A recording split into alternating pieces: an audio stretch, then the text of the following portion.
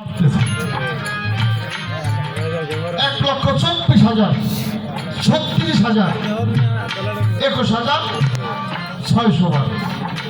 এবং কারো কারো ক্ষেত্রে 1,36,000, কারো কারো ক্ষেত্রে 1,24,000, কারো কারো ক্ষেত্রে 21,600 বার। 21,600 বারটা ওর হইল হিসাব করে দম ফেলা। 21,600 বার যার দম চলে তার দমটা হইল হিসাব করে ফেলা। দমের কর্ম যারা করে তাদের দম চলে হইল 21,600 বার। আর এই দমের কর্ম যাদের নাই কারো কারো 1,36,000 বার, কারো কারো 1,24,000 বার। এটার সাপ্লাই। আর যারা সদা সর্বদা এই যে বান্ধবসভার একটা গান আছে, আদমে দমের সমান 1,36,000, দিন রাতে জানো খবর 24,000, মূলে ভুলে আল্লাহ একদম ফেলা, নিষেধ রায় দলিলে দম জেনে নেও দমের মালা করে। আরে হিসাবের মধ্যে যাদের দম তাদের দমটা হইলে 21,600 বার। এ বাতাস দম নিতেছে বাহিরে দিতেছে, পাস করতেছে আর পাস করতেছে। বাতাসের দম একটা, এটা হলো তার প্রথম কথা। 2 নম্বর কথা, এই গানের মধ্যে আছে 360 কারের আগে আছে এক অচিন শহর, সেই শহরে তালাশ করলে পাবি তোরা তার খবর। প্রশ্ন আসছে 360 কারের আগে যে অচিন শহর, এই শহরটার নাম কি? তবে এই শহরটার নামই অচিন শহর। এই অচিন শহরে যদি কেউ পৌঁছায় ও আর কিছুই চিনে না, ওর কিছুই চিনে না। যেই ব্যক্তি নিম্ন মোহের সবকিছু হারিয়ে ঊর্ধ্ব মোহে বাস করে ওই মানুষটার কাছে এই নিম্ন মোহ এই শহরগুলি হইল অচেনা।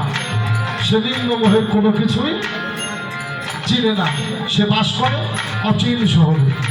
অর্থাৎ যেখানে তার কাউকে লাগে না, যাকে সে খোঁজে তাকে পাইলেই তার হয়। যেখানে কাউকে লাগে না, যাকে খুঁজে তাকে পায়, এই শহরটাই হইল অচিন শহর।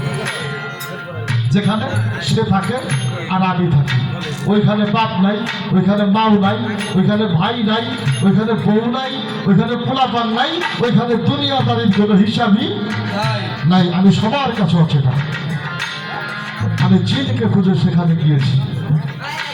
এই জন্য বলছে 360 কার, অন্ধকার বন্ধকার কুহাকার নৈরাকার আকার সাকার দীপ্তকার, এইভাবে 360টা কার।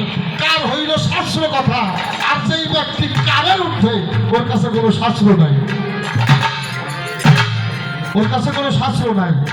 এই জন্য বিজয়বাবুর একটা গান আছে, পরে গ্রন্থ হবিভান্ত পদ ভস্য অহংকারে, গ্রন্থ পরে পাওয়া যায় না খোদারে। পৃথিবীতে যত গ্রন্থ আছে কোনো গ্রন্থের মধ্যে খোদা খুঁজে পাওয়া যাবে না। আর যেখানে খোদা থাকে সেখানে কোনো গ্রন্থ লাগে না।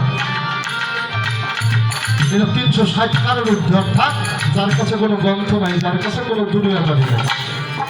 360 কারের ঊর্ধ্বে, অর্থাৎ যার কাছে কোনো কারের হিসাবই নেই, তার খালি একটা হিসাব আছে, সেই হিসাবটা হইল আমি কার। আমি কার, আমি চান। সে যদি আমার হয় তাহলে আমার আর 360 কার গুইলে পার হওয়ার দরকার নাই।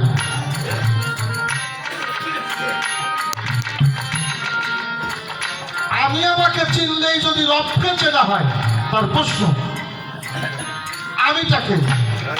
আমি কে গ্রন্থের মধ্যে পাগল শামসুল তাবরেজি রহমতুল্লাহি আলাই উনি লিখেছে, পৃথিবীতে সবচাইতে বড় যদি কোনো মিথ্যা কথা থাকে সেই মিথ্যা কথাটা হইল আমি। আমি বলতে কোনো কিছুই নাই। খোদার অস্তিত্বে বসবাস করি সবাই, কি বাবা? খোদার অস্তিত্বে বসবাস করি সবাই, যা কিছু আছে সব খোদার। সবচেয়ে বড় মিথ্যা কথা হইল আমি,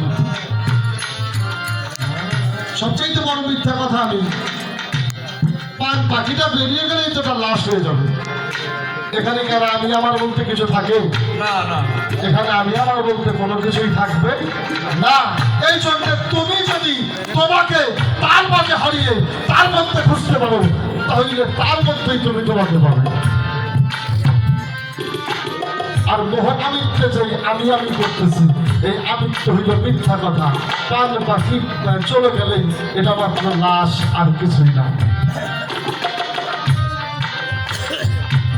এখন একটা কথা অত্যন্ত চমৎকার কথাটা এরকম আসছে, ওই যে হযরত আলীর একটা ঘটনা আমরা শুনলাম, কি পানি কম কম খরচ করলো, সবাই পানি বেশি বেশি খরচ করে, আলী খালি মাথার মধ্যে পানি ঢালে, সাহাবীরা বিচার দিল।